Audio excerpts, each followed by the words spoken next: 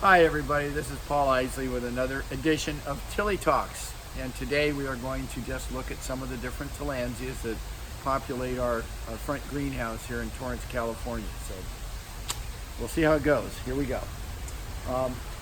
This is a interesting tillandsia. I don't really know what it is.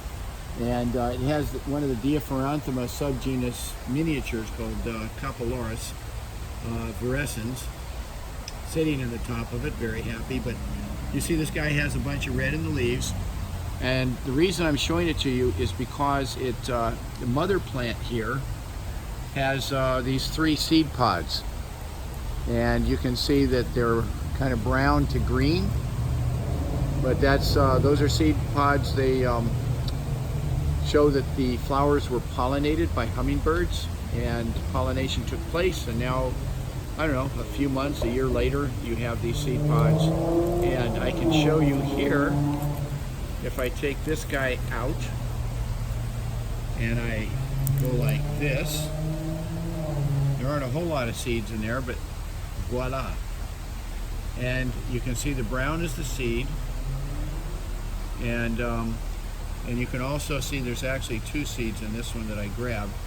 There's a radial spread of filaments at the top, like a parachute, and then filaments hang down like cotton. They're like cotton, and then you have the seed here at the very bottom. So in nature, because they grow high on cliffs or trees, when the seed pod dehisces, when it opens, the seeds get blown out and they float around in the air, and they go to different places and they land, and if they get the requisite amount of water and light, they will germinate and they will grow. So that's our little propagation lesson for today. And we didn't start out to do that, it just kind of happened. So this is kind of neat. This is something people can do with their plants. A few years ago, a couple of friends of mine in the Adventurers Club were having a 70th birthday party to climb Mount Baldy here in the local mountains. And so from the summit of Mount Baldy, I brought home this piece of wood. Somebody will probably come and arrest me now. But anyway, I glued on a Tillandsia fuchsi gracilis, and now it's multiplied. And you can see that there are 5 of them, and then 4 of them have flowered, and now they will each produce offsets. And in another year, there should be a ball of these in a ring around this neat piece of memento. Next to that, we have, I'm going to put these little seed guys up here for storage for now, but here we have, let me see if I know what this one is. It is Stricta hardleaf. And these are seedlings. These were put on there almost 4 years ago. That's little seedlings. And they've been growing on there ever since. And as you can see, they are now quite dense. And so now we're going to take them off and put them on a rack so they can finish maturing over the next year or 2. And next to that, we have a plant, and I don't know what this guy is, but I sure do like him. I look at him every day, and I love the conformation of the leaves. And you can see they all go to one side. They don't really come out on the back side. And when leaves curl in one direction, that's called secund, S-E-C-U-N-D. So the leaves of this plant are very secund. It's also coalescent, which means that it grows on a stem. And it's a beautiful plant, beautiful plant. So here we have this is Xerographica by Chiapensis, which is named Blockbuster. And probably what happened with this one was the mother plant rotted. That does happen sometimes. If they get water down in there and the water gets stagnant, the bacteria get started, the plant can rot.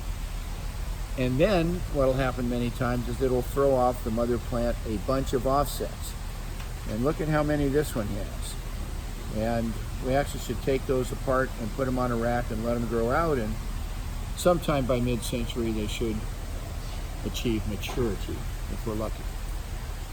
If we go to the other side of the aisle, this is another one of my faves. This is called Tillandsia Joel Superior,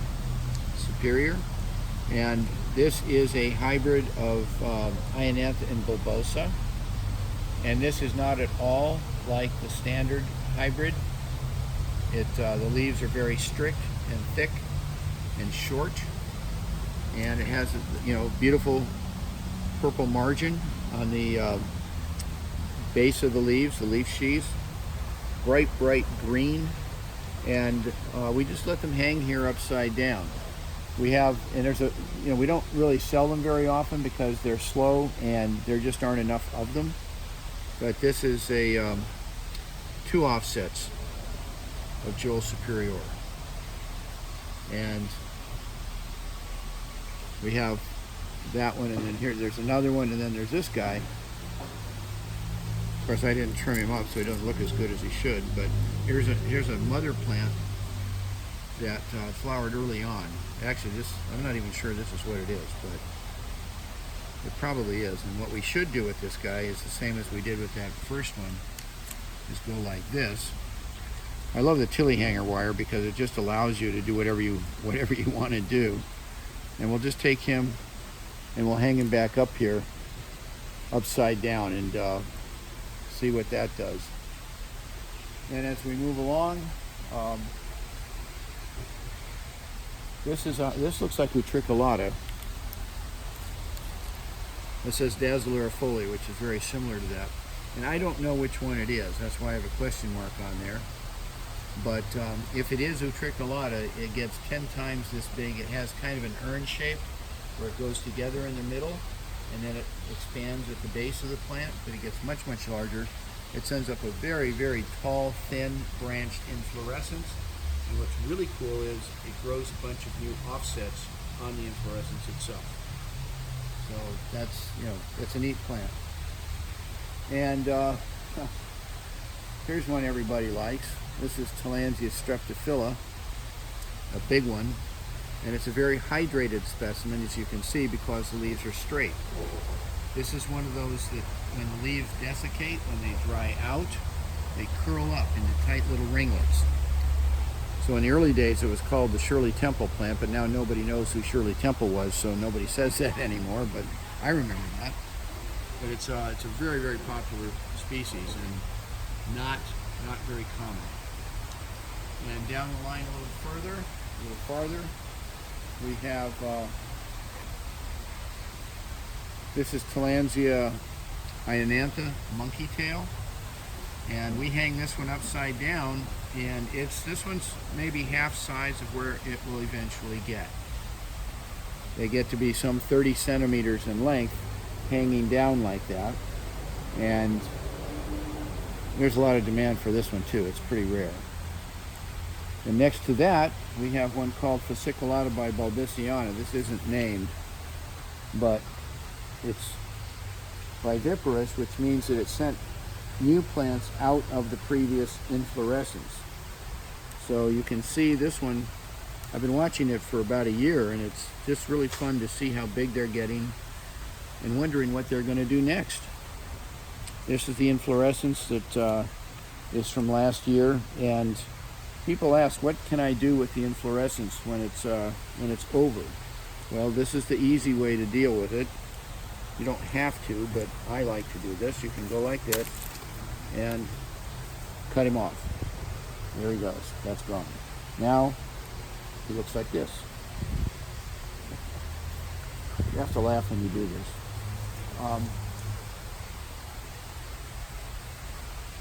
I think that might be about it for today. Let me see if there's anything else. I mean, there's a bunch more down the line here, but maybe, are we up to 4 or 5 minutes yet? We can save it for next time or something like that. But anyway, you know, I hope you guys enjoy this. I hope you're learning from it, and feel free to contact us. And we're here. We love the plants, and we love you too. See you later. Bye-bye.